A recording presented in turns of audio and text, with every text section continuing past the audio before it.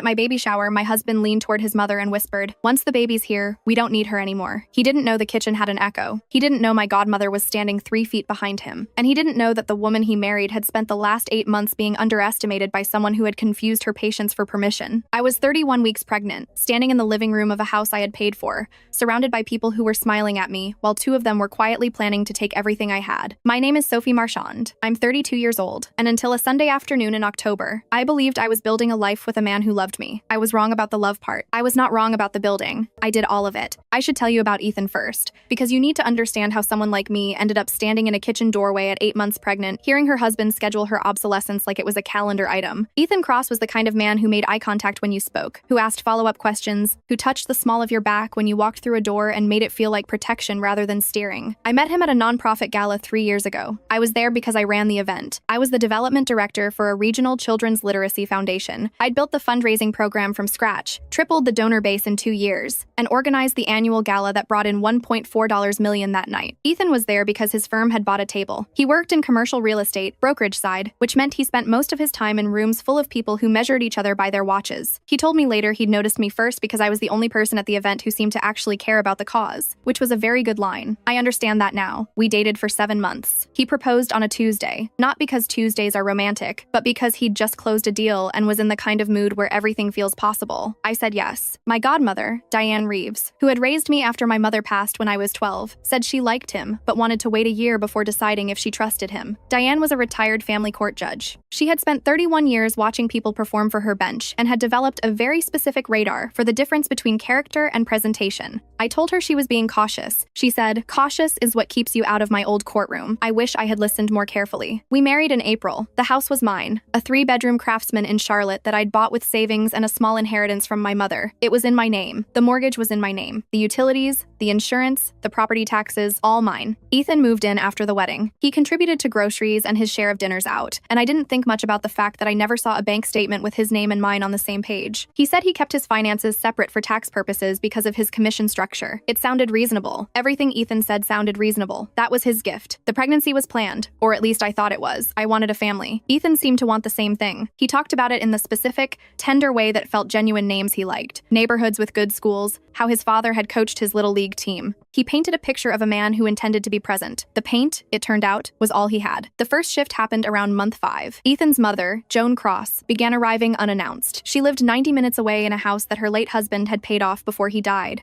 and she had the particular energy of a woman who had been widowed early and transferred every ounce of her emotional architecture onto her only son. She was polite to me in the way that people are polite when they consider you a temporary feature of a room they intend to redecorate. Joan started with the nursery. She brought swatches, unsolicited. She rearranged the closet while I was at work and left a note that said, "Much better flow now." She told Ethan in front of me that she'd be staying weekends after the baby arrived to make sure things are handled properly. The implication was clear. Things meant me. Ethan didn't push back. He said his mother was excited. He said she meant well. He said I was being hormonal, which is a word that men use when they want to reclassify your perception as a symptom. I stopped arguing. Not because I agreed, but because I was working full-time, pregnant, managing a gala season, and didn't have the energy to fight a war on 2 fronts. I chose the wrong battle to surrender. The second shift happened at month 7. I came home from a doctor's appointment routine glucose test, everything normal, and found Joan sitting at my dining room table with a stack of printed documents. She looked up as if I'd interrupted something. Ethan was next to her, laptop open, and they both closed their screens when I walked in. "Just going over some planning stuff," Ethan said, smiling. He had a particular smile for moments like this, warm and closed at the same time, the kind that answers a question by making you feel foolish for asking it. I nodded and went to the kitchen to make tea. I didn't ask what they were planning. I told myself it was probably nursery logistics, baby-proofing schedules, maybe a meal prep plan for the first weeks after delivery.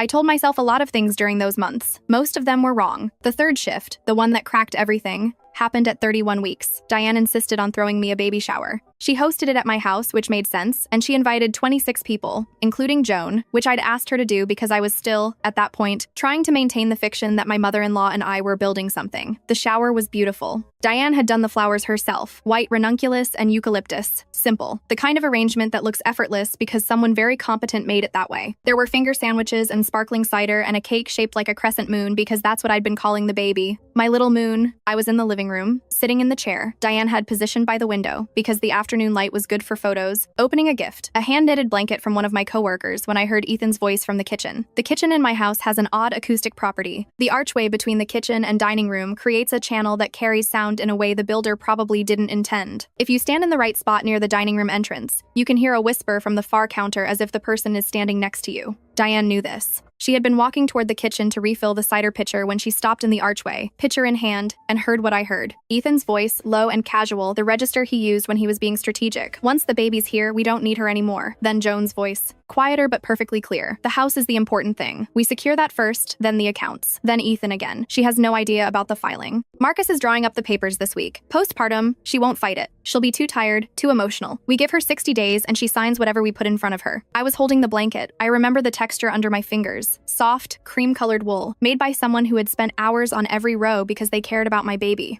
I looked down at it and heard my husband describe the plan to dismantle my life with the same flat confidence he used to talk about quarterly projections. Diane set the pitcher down. She didn't make a sound. She looked at me across the room, and I looked at her, and something passed between us that didn't need words. It was the look of two women who had just understood the same thing at the same moment, that the threat was not emotional, it was procedural, and it required a procedural response. The shower continued for another hour and 40 minutes. I opened every gift. I smiled. I thanked people. I ate a slice of cake and told Joan it was delicious when she pointed out that she'd suggested the bakery. I performed the afternoon with the precision of someone who understood, suddenly and completely, that every minute I spent looking normal was a minute I was buying for what came next. Diane left last. She stayed after everyone else had gone, standing in my kitchen with her coat on and her keys in her hand, and said 5 words. I know what I heard. I know, I said. I need you to call Renata. Renata Osei was the attorney Diane had worked with for 15 years on the family court bench. She specialized in domestic financial abuse, marital fraud, and the kind of quiet, surgical legal work that doesn't make noise until it's already finished. I called her the next morning at 7:14 a.m. She answered on the second ring. Tell me everything, she said. Don't leave anything out, and don't soften it. I talked for 55 minutes. She asked 4 questions. When I finished, she said, I need 3 things from you. First, your property records, mortgage documents, and any financial accounts in your name only. Second, your marriage certificate and any joint accounts, if they exist. Third, I need you to behave normally for exactly 14 days. Can you do that? I can do that. Good. Because what your husband and his mother are planning is not a divorce strategy. It's fraud. And I would like to be the person who explains that to them. The 14 days were the longest of my life. I went to work, I came home, I cooked dinner. I sat next to Ethan on the couch and watched television and let him put his hand on my belly and say things about the baby that I now heard differently. Every tender comment, every plan he described, I filtered through the kitchen conversation and heard the machinery underneath. He wasn't planning a nursery. He was planning an acquisition. On day 3, Ethan came home with a onesie that said, Daddy's girl. He held it up with the expression of a man rehearsing tenderness. I smiled and said it was perfect and felt my stomach turn not from the pregnancy, from the performance. He folded it carefully and placed it in the nursery. Joan had reorganized. I let him. On day 5, Joan called to discuss the birth plan. She wanted to be in the delivery room. She said it casually, as if it were already decided. The way she said everything, as though disagreement was a form of confusion on my part. I said we'd talk about it. Ethan texted me an hour later. Don't upset her. She just wants to be involved. I read the text 3 times. Each time the word involved meant something different. On day 8, I woke at 3 a.m. and found Ethan downstairs on his phone. He was sitting at the kitchen island in the dark, the screen light carving shadows into his face. He saw me and locked the screen. Couldn't sleep, he said. Commission stuff. I got a glass of water and went back to bed and lay there for an hour counting the baby's kicks and thinking about the phrase, we don't need her anymore, and the way it had come out of his mouth like a line item, something between file the papers and pick up dry cleaning. On day 11, Ethan suggested we take a drive to look at houses in a new development south of the city. Bigger yards, he said. Better schools. A fresh start. He described it the way he described everything, with that frictionless confidence that made questions feel unnecessary. I said it sounded nice. I didn't mention that the house we lived in, the one he wanted to leave, was mine. I didn't mention that I knew exactly why he wanted us in a new house, one with both names on the deed, one that would be marital property. I smiled and said we should look after the baby came. He squeezed my hand. You're going to love it. Meanwhile, Renata was building. She'd pulled the property records and confirmed what I already knew. The house was mine. Purchased 18 months before our marriage, never added to any joint filing. She ran a title search and found something I did not know. Ethan had contacted a title company 4 months earlier and inquired about adding his name to the deed. The company had flagged the request as incomplete because it required my signature, which he hadn't obtained. He'd followed up twice. The second inquiry was dated 3 days after he learned I was pregnant. She checked the joint account we used for household expenses, the only shared account we had. In the last 6 months, Ethan had made 17 transfers from that account to a personal account at a different bank, totaling $43,000. The household account was funded almost entirely by my salary. She found the attorney, Marcus Devlin, family law, based in Raleigh. Renata called him attorney to attorney and, without revealing specifics, asked a series of procedural questions that Marcus answered in a way that confirmed he was, in fact, preparing a filing. Renata described his tone as enthusiastic and underinformed, which she said was her favorite combination in opposing counsel. On day 12, Diane made a phone call, not to a lawyer, to a forensic accountant named Wallace Chen, who had testified as an expert witness in her courtroom more times than either of them could count. Wallace spent 48 hours with my financial records and Ethan's, which Renata had subpoenaed through an emergency filing that Ethan's attorney hadn't flagged yet because it was sealed. He found the 17 transfers. He also found 3 credit cards opened in my name without my authorization, carrying a combined balance of $27,400. The charges were for furniture, electronics, a golf club membership, and 2 business dinners at restaurants I'd never been to.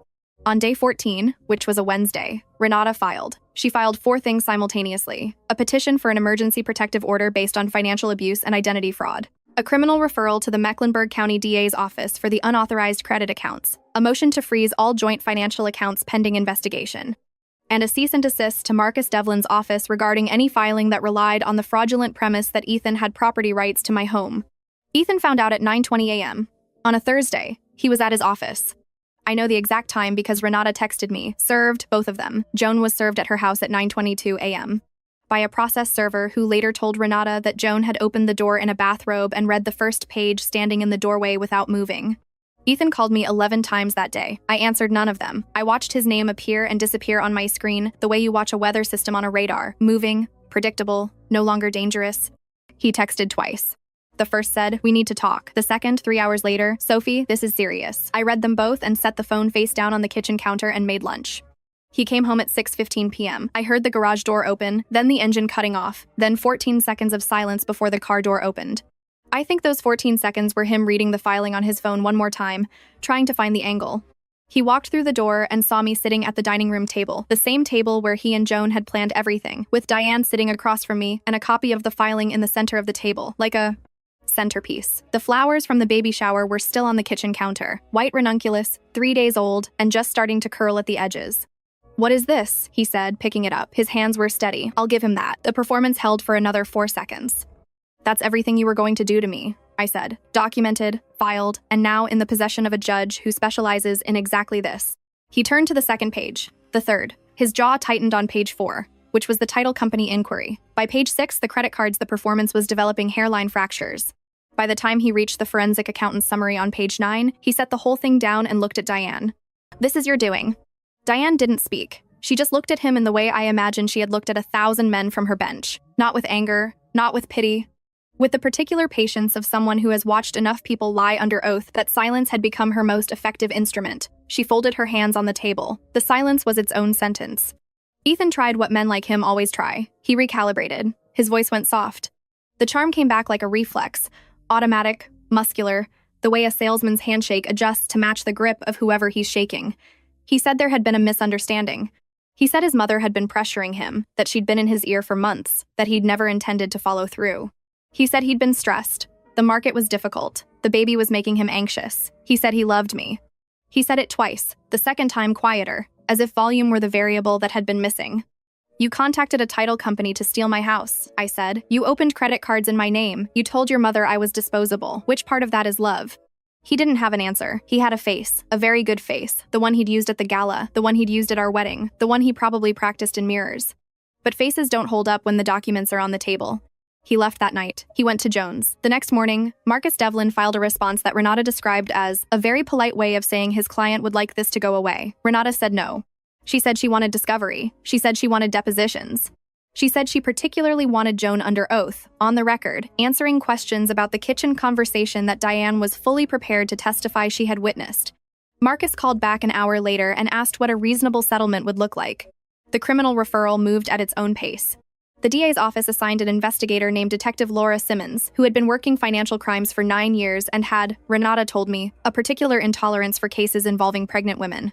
She spent 3 weeks with the credit card evidence and called it, in her report, a textbook case of spousal identity theft. She interviewed 2 bank representatives, the title company employee who had handled Ethan's deed inquiry, and in a development that surprised everyone, Joan herself, who apparently believed that cooperating with the investigation would demonstrate her innocence. It demonstrated the opposite. Joan told Detective Simmons, on the record, that Ethan deserved to protect his investment in the marriage. Simmons included the quote in her final report, underlined. Ethan's attorney negotiated a plea arrangement that included full restitution for the credit card balances, 2 years of probation, and a notation on his financial services record that would follow him for the rest of his career. His brokerage license was placed under review. 2 of his commercial real estate clients dropped him the week the review was announced. A third called Renata's office directly and asked for a copy of the forensic report, which Renata declined to provide, but described to me as a very encouraging phone call. Joan called me once, 4 days after the filing. I let it go to voicemail. The message was 90 seconds of controlled fury. She said I'd ruined her son. She said I was ungrateful. She said she'd always known I wasn't good enough for him. She said the house should have been Ethan's from the beginning. She said mothers protect their children, and that everything she'd done had been out of love. The word love, in her mouth, sounded like a deed of ownership. I saved the voicemail. Not for me, for the attorney, and eventually, for my daughter, if she ever wants to understand why her grandmother isn't part of our lives. That night, I sat in the nursery at 2 a.m. in the rocking chair I'd bought at an estate sale 6 months before I met Ethan. It was the only piece of furniture Joan hadn't tried to replace. The moonlight was coming through the window, landing on the crib in the way that light does in rooms that are waiting for someone. I put my hand on my belly and felt her turn a slow, rolling movement, like she was getting comfortable in a space that was entirely hers. I thought about how Ethan had used the word need. Once the baby's here, we don't need her anymore. As if I were a vehicle that had delivered its cargo and could now be returned. As if the woman who carried her, who sang to her in the shower, who lay awake at night imagining her face, was incidental to the project. I realized, sitting there, that the grief I was feeling wasn't for the marriage. It was for the version of him I'd invented, the man who coached Little League. The man who wanted to look at houses with good schools. That man had never existed. He was a draft, a sketch, a set of talking points assembled for a specific audience. I had been the audience. And now the show was over. My daughter was born 6 weeks later, at 5:47 a.m., on a Tuesday, 7 pounds 2 ounces, with dark eyes and a grip that could crack a walnut. I named her Margot, after my mother. Diane was in the delivery room. She held my hand through the last hour and didn't say a word, which was the most eloquent thing she'd ever done. When Margot arrived and they put her on my chest, Diane looked at her for a long time, then looked at me and said, "She has your mother's chin." I couldn't speak. I just nodded and held my daughter and let the tears come because they were finally the right kind. Ethan was not in the room. He was not in the hospital. He had requested, through Marcus, to be present for the birth, and Renata had responded with a 3-page motion, citing the protective order and the ongoing criminal proceedings. Marcus did not file a reply. 8 months have passed. I am still in my house, the one I bought, the one I pay for, the one no one else's name has ever been on. The nursery is exactly how I want it. The closet is organized my way. The rocking chair from the estate sale is in the corner by the window, and that is where I sit with Margot at 6 a.m. Every morning before the day starts, watching the light come through the oak tree in the yard, that was the reason I bought this house in the first place. Margot is crawling now, mostly toward things she shouldn't touch, which is a quality I hope she keeps. Diane comes over every Saturday. She brings pastries from the bakery on 7th and unsolicited opinions about my curtains, and she sits on the floor with Margot and does the kind of laughing that comes from a place so deep it doesn't make sound right away. Last Saturday, Margot pulled herself up on Diane's knee for the first time. Diane looked at me with the expression of a woman who has seen 31 years of broken families from a bench and is now watching one being built on a living room floor. She didn't say anything. She didn't have to. Renata's office sends updates when there are updates. The financial recovery is complete. The credit accounts have been closed and removed from my record. The civil settlement was finalized in February. The amount is private, but I will say that it was more than enough to fund Margot's education through graduate school, if she wants it. The criminal case resulted in probation and mandatory financial counseling, which Ethan apparently attends every Thursday, though whether he is learning anything is a question I cannot answer and have stopped asking. I saw him once, 3 months ago, at a coffee shop I don't usually go to. He was sitting at a corner table with his laptop, and he looked smaller than I remembered, which I think is what happens when you strip away the performance and leave only the person. He saw me and started to stand. I shook my head once, just slightly, and he sat back down. That was the entire interaction. It was enough. Joan sends letters, handwritten, on cream stationery, addressed to the house she tried to take from me. Renata's office receives them, logs them, and files them without response. The last one, I'm told, was 4 pages long and included the sentence, "A mother's love should not be punished." Renata's paralegal flagged that one specifically, not for legal relevance, but because, she said, the lack of self-awareness is almost architectural. I think about the woman who stood in that living room at 31 weeks pregnant, holding a hand-knitted blanket and hearing her husband describe her as a temporary inconvenience.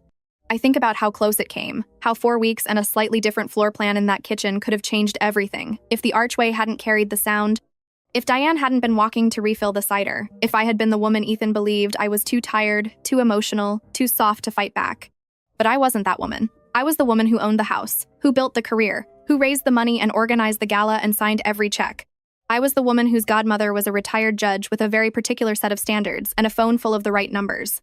Ethan whispered to his mother that once the baby arrived, they wouldn't need me anymore. He was right about one thing: they don't need me. They never did. What they needed was what I had, and they mistook my generosity for access and my patience for surrender. My daughter is 8 months old. She has my mother's name and my godmother's stubbornness and a grip that says she's not letting go of anything that belongs to her. Neither am I.